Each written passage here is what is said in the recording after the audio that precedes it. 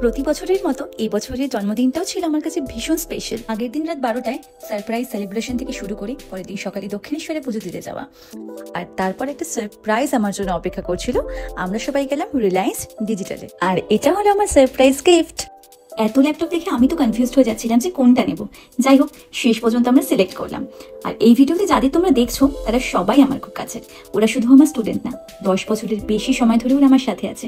ওরা আমার পরিবার। কালকের গোটা দিনটার প্রতিটা মুহূর্তকে ওরা স্পেশাল করে তুলেছিল। আর ইনি হলেন এই টিমের লিডার মিস্টার সানি ব্যানার্জি, আর আমার বেস্ট ফ্রেন্ড। এখানে উইন্ডোজ ইনস্টলেশনের কাজ চলছিল, আর তখনই ঘটে গেল আরেকটা ঘটনা, যেটা তোমরা একটু পরেই ভিডিওতে দেখতে পাবে। আর এই সুন্দর ল্যাপটপ একটা ওরা ফ্রি দিয়েছে ল্যাপটপটার সাথে। আর এরা তিনজন দ্য মোস্ট সিনিয়র্স অব রিদিমার্স, আর আরেকজন আমার ভাই রৌদ্র। এই সারপ্রাইজটার জন্য আমরা কেউ রেডি ছিলাম না। রিলায়েন্স ডিজিটাল থেকে আমার বার্থডে স্পেশাল কেক অ্যারেঞ্জ করা হয়েছিল, আর যেটা পেয়ে আমি ভীষণ হ্যাপি হয়েছিলাম। আর যেটা না বলেই নয়, ওখানকার স্টাফসদের ব্যবহার অমায়িক, প্রত্যেকে ভীষণ ভীষণ ভালো। এত কিছুর পরেও ভাবিনি আমার জন্য আবার একটা সারপ্রাইজ ওয়েট করছে।